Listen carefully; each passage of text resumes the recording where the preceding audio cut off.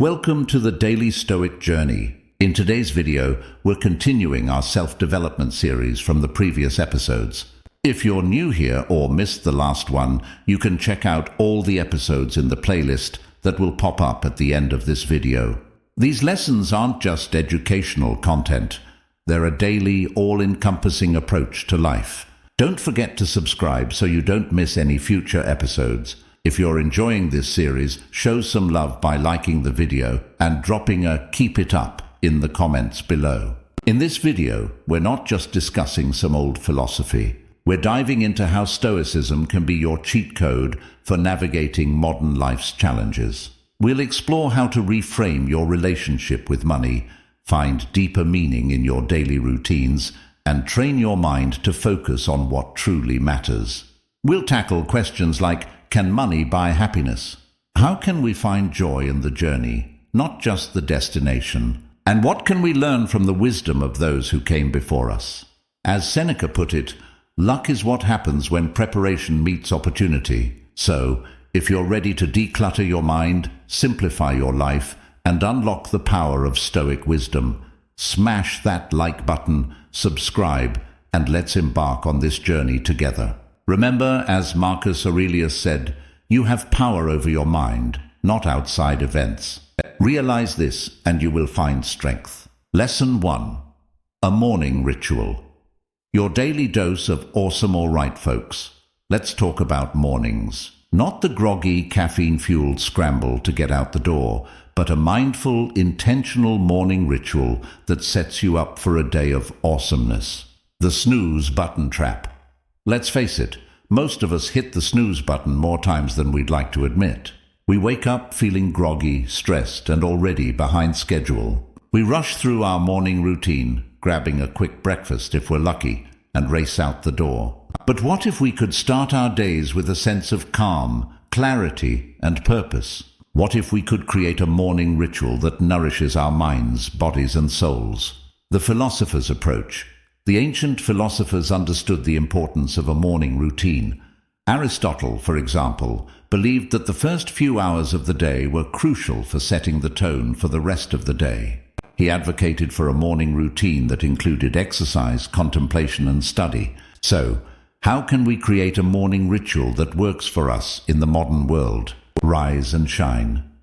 Mindfully, instead of hitting the snooze button, try waking up at the same time each day, even on weekends. This helps regulate your body's natural sleep-wake cycle. When you wake up, take a few deep breaths, stretch your body, and set an intention for the day. Hydrate and nourish. Start your day with a glass of water to rehydrate your body after sleep. Then fuel your body with a healthy breakfast that will give you sustained energy throughout the morning. Avoid sugary cereals and pastries and opt for protein, healthy fats, and complex carbohydrates. Move your body. Exercise is a great way to wake up your body and mind. It doesn't have to be a strenuous workout. A brisk walk, a yoga session, or even a few minutes of stretching can do wonders for your energy levels and mood. Feed your mind.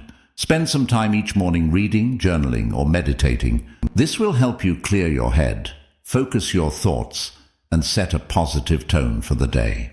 As Marcus Aurelius put it, when you arise in the morning, think of what a precious privilege it is to be alive, to breathe, to think, to enjoy, to love. Plan your day. Take a few minutes to review your calendar, prioritize your tasks, and set realistic goals for the day. This will help you stay focused and avoid feeling overwhelmed. Real-world examples: the CEO's morning meditation. Many successful CEOs swear by meditation as a way to start their day. It helps them clear their minds, reduce stress, and focus on what's important. The artist's morning pages. Many writers and artists use a technique called morning pages, where they write 3 pages of stream of consciousness thoughts first thing in the morning. This helps them clear their minds and tap into their creativity. The athlete's morning workout. Many athletes have a strict morning workout routine that helps them prepare for the day's challenges. This might include running, weightlifting, or practicing their sport. The bottom line, a A morning ritual is not about adding more tasks to your already busy schedule. It's about creating a sacred space for yourself, a time to connect with your inner self, set your intentions, and prepare for the day ahead.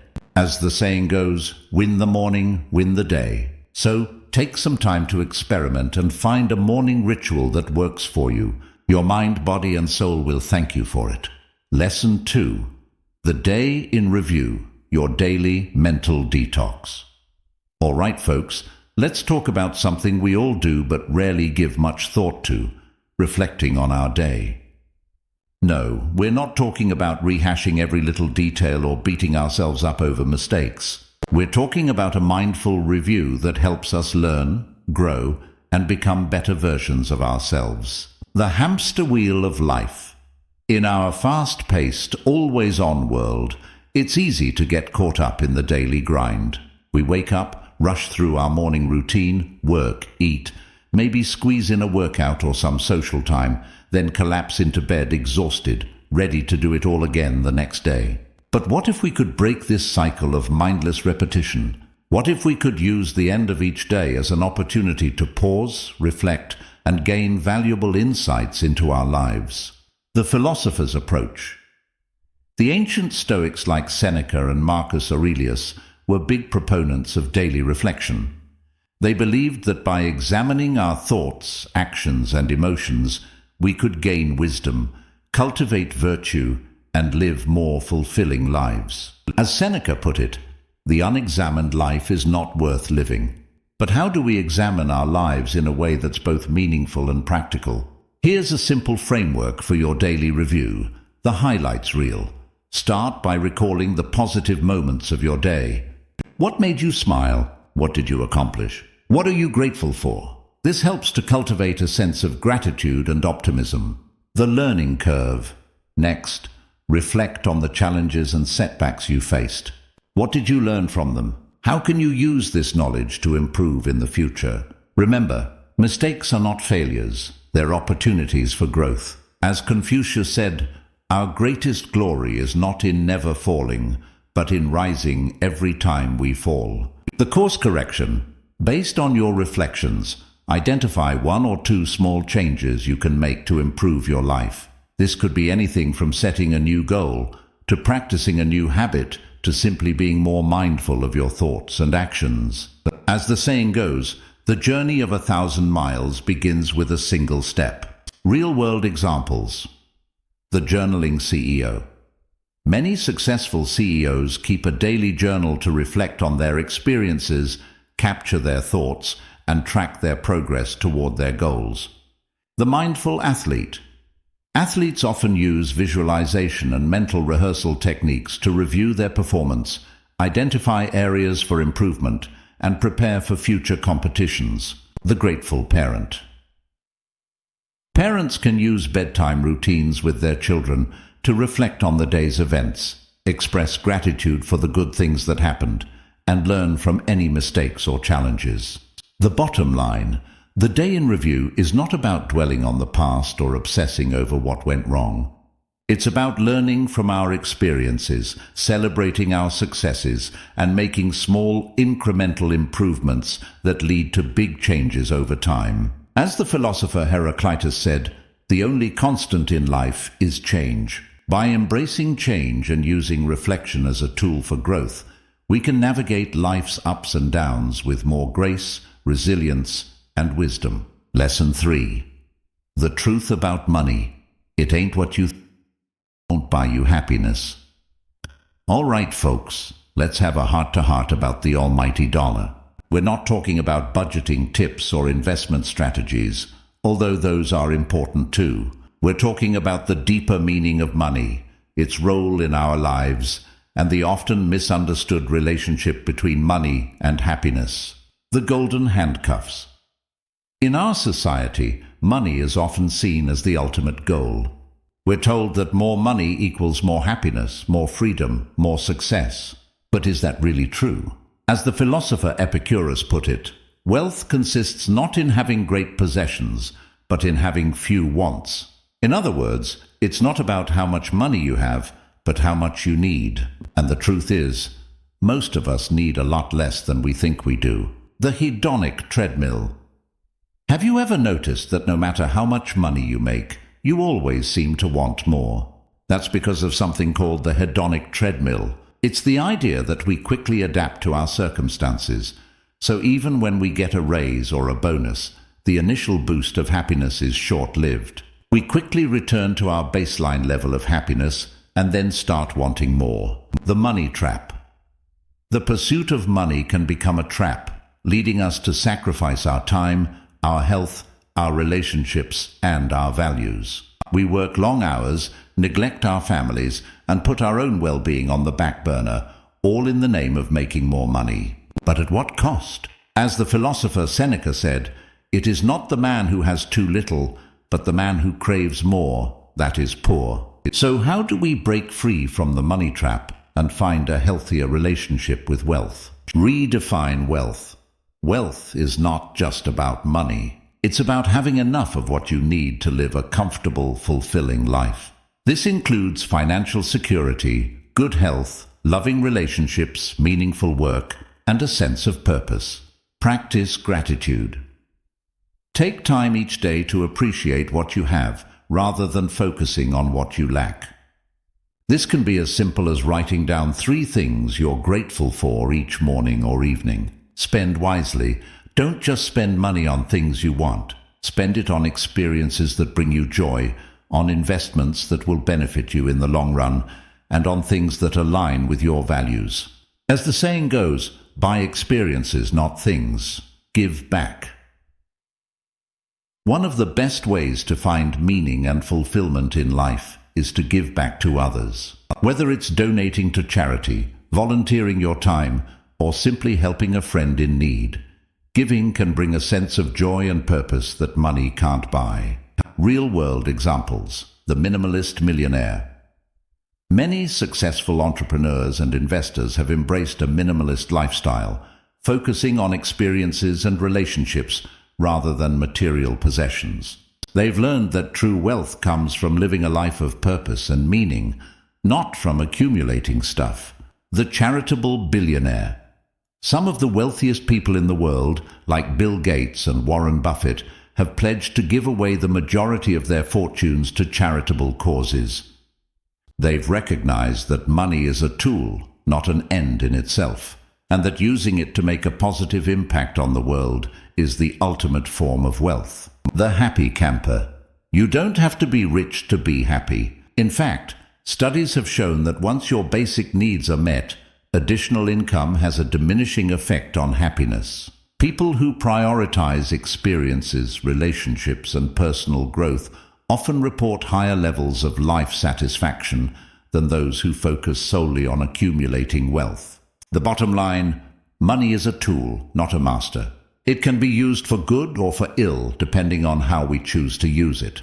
By redefining wealth, practicing gratitude, spending wisely, and giving back, we can break free from the money trap and create a life that's truly rich in meaning and fulfillment. As the philosopher Henry David Thoreau put it, wealth is the ability to fully experience life. Lesson 4. Push for deep understanding. Dive deeper than a scuba instructor. All right, folks, let's talk about going beyond the surface. No, we're not talking about snorkeling in the Caribbean, although that sounds awesome. We're talking about diving deep into knowledge, understanding, and the world around us. We're talking about cultivating a thirst for knowledge that goes beyond the shallow waters of casual conversation and social media sound bites. The shallow end of the pool. In today's world, we're drowning in information. We're constantly bombarded with headlines, tweets, and memes. But how much of this information actually sticks with us? How much of it do we truly understand? As the philosopher Socrates famously said, "I know that I know nothing." But he didn't stop there. He spent his life asking questions, challenging assumptions, and seeking deeper truths. The deep dive. Deep understanding is about going beyond the surface level of information. It's about asking why and how instead of just what. It's about connecting the dots, seeing the bigger picture, and developing a nuanced understanding of complex issues. Why push for deep understanding? Critical thinking. When you push for deep understanding, you develop your critical thinking skills. You learn to analyze information, evaluate evidence, and draw your own conclusions. This is essential for making informed decisions and navigating a world filled with misinformation and propaganda. Empathy and compassion. Deep understanding allows us to see the world through the eyes of others.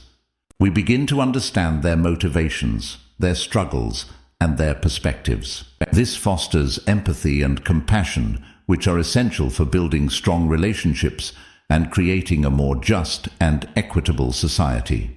Creativity and innovation. Deep understanding often leads to new insights and breakthroughs. When we truly understand a problem, we're more likely to come up with creative solutions. As the physicist Richard Feynman said, the first principle is that you must not fool yourself, and you are the easiest person to fool. Real-world examples. The investigative journalist. Investigative journalists don't just report the facts. They dig deeper, uncover hidden truths, and expose corruption and injustice. They push for deep understanding to hold those in power accountable and inform the public. The scientist.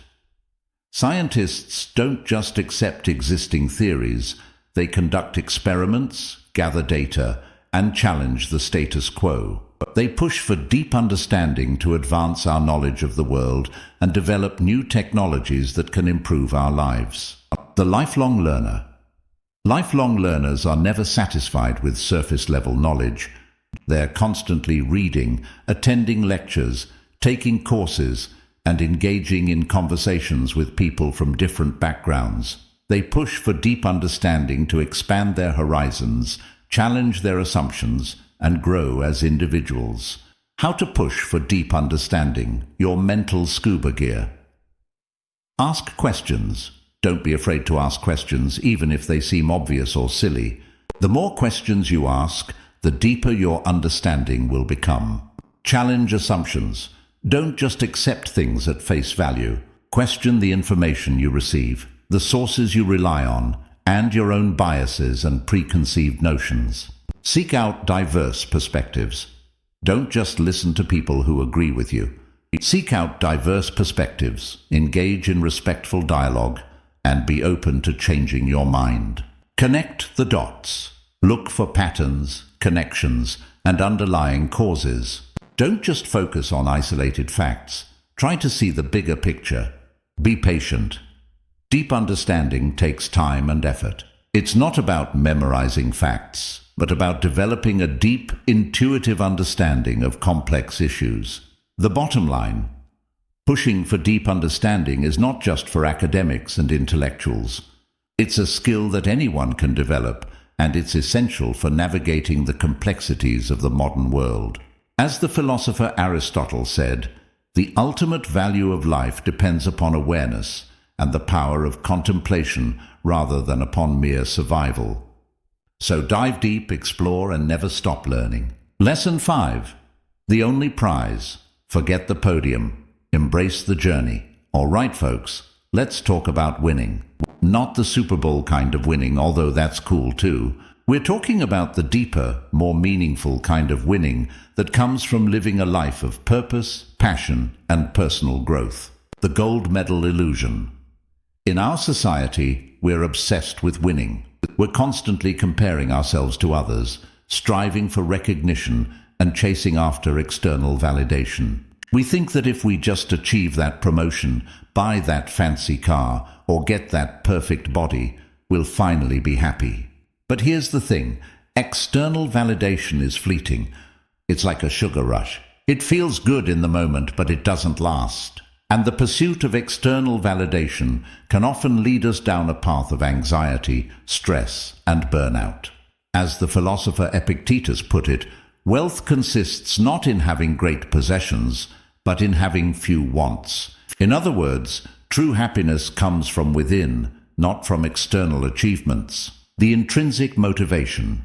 So what's the alternative? It's about finding your intrinsic motivation, the drive that comes from within, the passion that fuels your actions, the desire to learn, grow, and contribute to the world. As the psychologist Mihaly Csikszentmihalyi put it, the best moments in our lives are not the passive, receptive, relaxing times. The best moments usually occur if a person's body or mind is stretched to its limits in a voluntary effort to accomplish something difficult and worthwhile. So, how do we shift our focus from external validation to intrinsic motivation? Define your values. What's important to you? What are your core beliefs and principles? What kind of impact do you want to have on the world? Take some time to reflect on these questions and write down your answers. This will be your compass, guiding you towards a life of meaning and purpose. Set meaningful goals. Don't just set goals based on what society expects of you or what you think you should do. Set goals that align with your values and passions. Goals that excite you, challenge you, and make you want to get out of bed in the morning. Embrace the journey. Don't get so focused on the destination that you forget to enjoy the journey. Celebrate the small wins, learn from your mistakes, and savor the process of growth and self-discovery. As the saying goes, life is a journey, not a destination. Find your flow. Flow is that state of complete immersion in an activity where time seems to fly by and you're completely absorbed in the moment. It's the sweet spot between challenge and skill, where you're pushing yourself, but not overwhelmed. Find activities that put you in a state of flow, whether it's writing, painting, playing music, or solving complex problems. Real-world examples: the artist who paints for passion. Many artists create art not for fame or fortune, but for the sheer joy of creation. They find fulfillment in the process of expressing themselves, exploring new ideas, and pushing their creative boundaries. The scientist who seeks knowledge. Many scientists are driven by a thirst for knowledge, a desire to understand the world around them. They find satisfaction in the pursuit of truth, the discovery of new insights, and the contribution to scientific progress. The volunteer who serves others. Many people find meaning and purpose in serving others. They volunteer their time, energy, and skills to help those in need without expecting anything in return. The bottom line: the only prize worth winning is the one that comes from within. It's the satisfaction of living a life that's true to your values, pursuing your passions, and making a positive impact on the world. As the philosopher Confucius said, "The superior man understands what is right. The inferior man understands what will sell." So forget the podium, embrace the journey, and focus on the things that truly matter. Lesson 6. The power of a mantra, your pocket-sized personal powerhouse. All right, folks, let's talk about mantras. No, we're not talking about chanting in a yoga studio, although hey, if that's your thing, more power to you. We're talking about the power of words to shape our thoughts, our emotions, and our actions. We're talking about creating a personal mantra that can be your secret weapon for navigating life's challenges and achieving your goals. What's a mantra anyway? A mantra is a word, phrase, or sound that is repeated to aid concentration in meditation. But it's more than that. It's a powerful affirmation, a guiding principle, a reminder of your inner strength and potential. Think of it like a pep talk you give yourself, a personal cheerleader in your pocket. It's a way to reprogram your subconscious mind, to replace negative self-talk with positive affirmations, and to cultivate a mindset of resilience and optimism. The ancient wisdom. The use of mantras dates back thousands of years to ancient India, where they were used in Hindu and Buddhist traditions as a tool for spiritual growth and enlightenment. But the power of words to shape our thoughts and emotions is a universal concept that has been recognized by philosophers and thinkers throughout history. As the Buddha said, "All that we are is the result of what we have thought." The mind is everything. What we think, we become. So how does a mantra work? Focus and concentration. Repeating a mantra helps to quiet the mind, focus your attention, and reduce mental chatter. It's like a mental reset button, allowing you to clear away distractions and hone in on what's important. Positive affirmation. By repeating a positive affirmation, you're essentially telling your subconscious mind that this is what you believe to be true. Over time, this can lead to a shift in your mindset and a more positive outlook on life. Emotional regulation. Mantras can help you manage stress, anxiety, and other negative emotions. By repeating a calming or empowering phrase, you can soothe your nervous system and cultivate a sense of inner peace. Motivation and inspiration. A mantra can be a source of motivation and inspiration, reminding you of your goals, your values, and your potential. It can help you stay focused, overcome obstacles, and achieve your dreams. Real-world examples. The athlete's mantra. Many athletes use mantras to boost their confidence, focus their attention, and push through physical and mental barriers. Think of phrases like, "I am strong," "I am capable," or "I can do this." The entrepreneur's mantra. Entrepreneurs often use mantras to stay motivated, overcome setbacks, and maintain a positive outlook.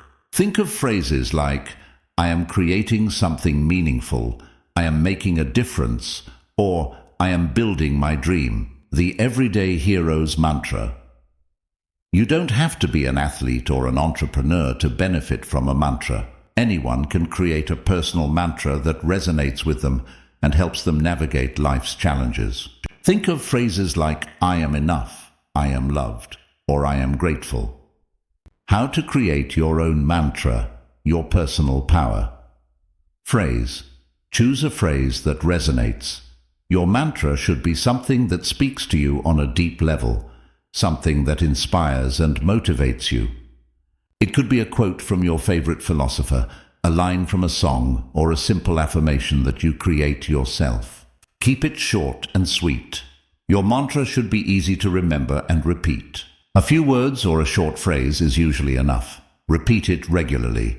The more you repeat your mantra, the more powerful it becomes. Try incorporating it into your daily routine. Repeat it during your morning meditation, while you're exercising, or whenever you need a boost of positivity. The bottom line.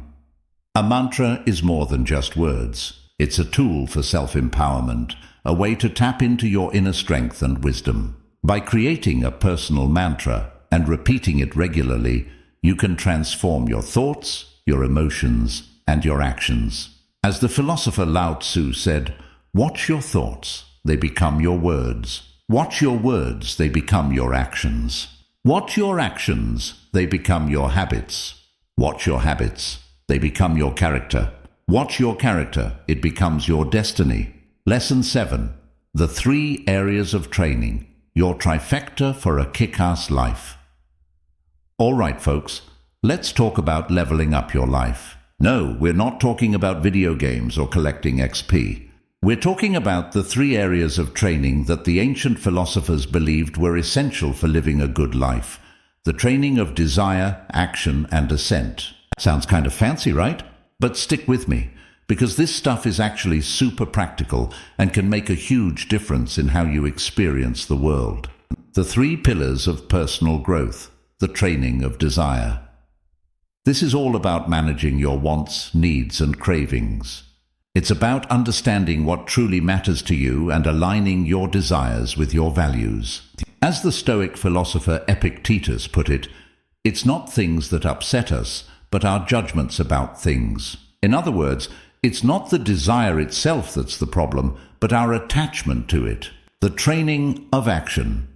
This is about taking action in accordance with your values and goals. It's about doing what's right, even when it's difficult. As Aristotle said, we are what we repeatedly do. Excellence, then, is not an act, but a habit. In other words, our actions shape our character and ultimately our destiny. The training of assent. This is about controlling your thoughts and beliefs. It's about choosing to focus on the positive, to cultivate gratitude, and to challenge negative self-talk. As the Buddha said, what we think, we become. In other words, our thoughts have a powerful influence on our emotions and our actions.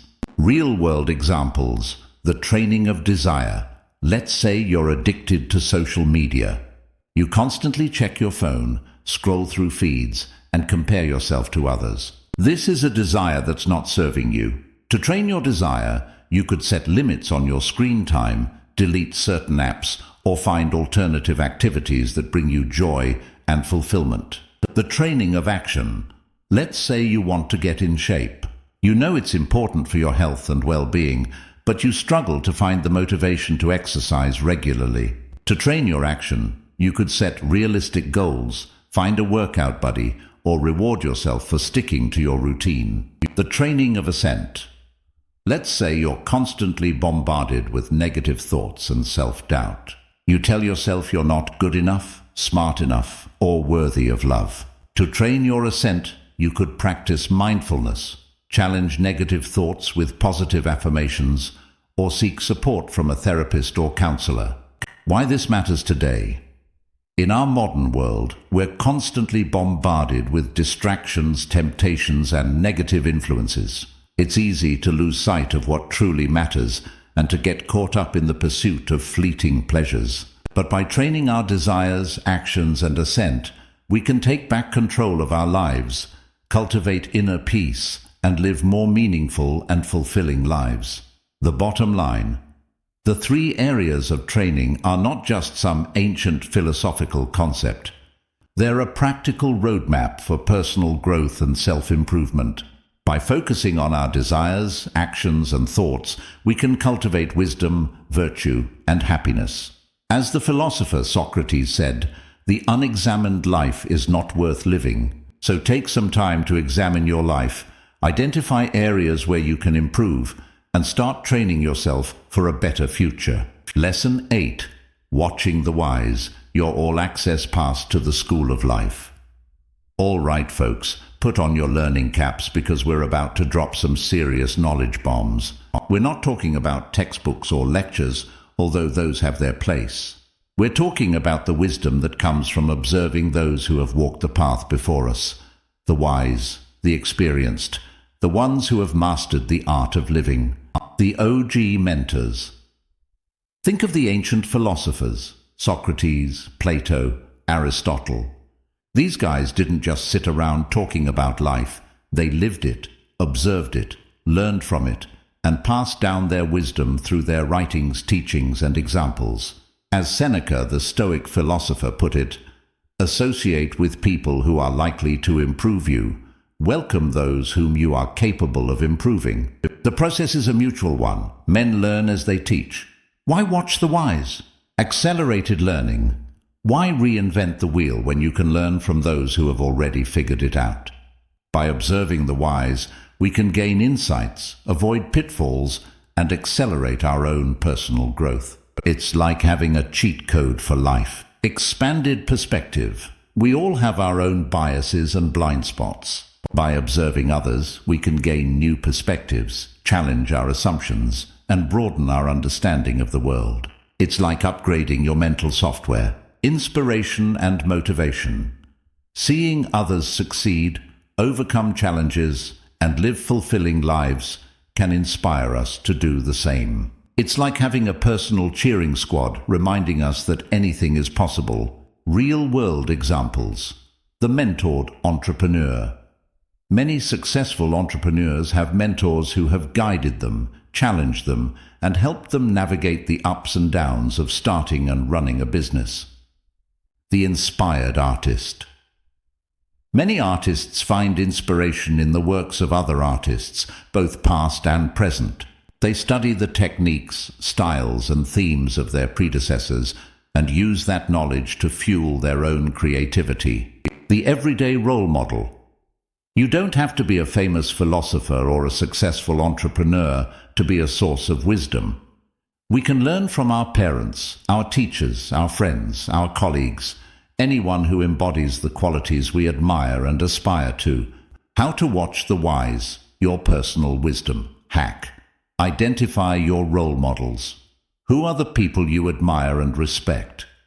What qualities do they possess that you want to cultivate in yourself? Make a list of your role models and start paying attention to how they think, act, and make decisions. Observe and learn. Read their books. Watch their interviews. Listen to their podcasts. Follow them on social media. Pay attention to their habits, routines, values, and communication styles. What can you learn from them? Seek out mentorship. If you have the opportunity, seek out mentorship from someone you admire. This could be a formal mentorship program, a casual coffee chat, or simply reaching out to someone you admire and asking for advice. Reflect and apply. Don't just passively consume information. Reflect on what you've learned. Apply it to your own life and see how it can help you grow and evolve. The bottom line: watching the wise is not about blindly following others or copying their every move. It's about learning from their experiences, insights, and mistakes. It's about gaining wisdom, expanding your perspective, and finding inspiration to live your best life. As the philosopher Confucius said, "By three methods we may learn wisdom. First, by reflection, which is noblest. Second, by imitation, which is easiest. And third, by experience, which is the bitterest." Lesson 9. Keep it simple. Declutter your life, declutter your mind. All right, folks, let's talk about simplifying life. No, we're not talking about becoming a minimalist or living off the grid, although hey, if that's your jam, more power to you. We're talking about cutting through the clutter, both physical and mental, to focus on what truly matters. The overwhelm epidemic. In today's world, we're bombarded with choices, information, and distractions. We have too much stuff, too many commitments, and too many tabs open in our browsers. It's no wonder we feel overwhelmed, stressed out, and constantly behind the curve. As the philosopher Socrates famously said, "Beware the barrenness of a busy life." In other words, just because you're busy doesn't mean you're productive or fulfilled. In fact, all that busyness can actually get in the way of what truly matters. The Zen of simplicity. Simplicity isn't about deprivation or sacrifice. It's about intentionality and focus. It's about choosing quality over quantity, experiences over things, and presence over productivity. As the minimalist writer Joshua Becker put it, simplicity is the intentional promotion of the things we most value and the removal of anything that distracts us from them. So how do we simplify our lives and find more peace and clarity in the process? Declutter your space. Start by decluttering your physical environment. Get rid of anything you don't use, need, or love. This includes clothes, books, gadgets, furniture, anything that's taking up space and adding to the mental clutter. As the saying goes, outer order contributes to inner calm. Simplify your schedule. Take a hard look at your calendar and commitments. Are you overscheduled? Are you saying yes to things you don't really want to do? Learn to say no more often and prioritize the activities that truly matter to you.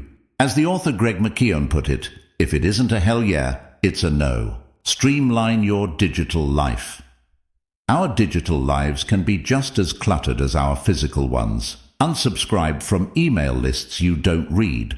Unfollow social media accounts that don't inspire you, and set limits on your screen time. As the digital minimalist Cal Newport put it, digital minimalism is a philosophy of technology use in which you focus your online time on a small number of carefully selected and optimized activities that strongly support things you value and then happily miss out on everything else. Focus on the essentials. What are the most important things in your life, your family, your friends, your health, your passions? Make a list of your top priorities and focus your time and energy on those things. As the philosopher Marcus Aurelius put it, very little is needed to make a happy life. It is all within yourself, in your way of thinking. Real-world examples: the capsule wardrobe. Many people have embraced the concept of a capsule wardrobe, which consists of a small number of essential clothing items that can be mixed and matched to create a variety of outfits. This simplifies their morning routine and reduces decision fatigue. The weekly meal plan. Planning your meals for the week can save you time, money, and stress. It also helps you make healthier choices and avoid impulse purchases at the grocery store. The tech-free weekend. Many people find that taking a break from technology for a weekend can be incredibly refreshing and rejuvenating. It allows them to disconnect from the digital world and reconnect with themselves, their loved ones, and the natural world. The bottom line, simplifying your life is not about deprivation or sacrifice. It's about making conscious choices, focusing on what truly matters, and creating more space for joy, creativity, and meaning in your life. As the poet T.S. Eliot put it, "Where is the wisdom we have lost in knowledge? Where is the knowledge we have lost in information?" By simplifying our lives, we can reclaim our wisdom, our knowledge, and our sense of wonder. All right, Stoic fam, we've covered a lot of ground today, from morning routines to minimalist living, from the power of mantras to the wisdom of the ancients. But remember, Stoicism isn't just about reading or listening, it's about doing. It's about taking these principles and applying them to your daily life. As Epictetus said, first say to yourself what you would be, and then do what you have to do. So what kind of life do you want to create? What kind of person do you want to become? Start small. Choose one principle that resonates with you and start practicing it today. Maybe it's setting a Stoic morning routine, decluttering your space, or finding a mantra that empowers you. Whatever it is, commit to it and watch how it transforms your life. Remember, the Stoic journey is not about perfection, it's about progress. It's about constantly striving to become the best version of yourself, one step at a time. So go out there and live your Stoic life. Embrace the challenges, learn from your mistakes, and never stop growing. And remember, you're not alone on this journey. We're all in this together. Now go forth and conquer.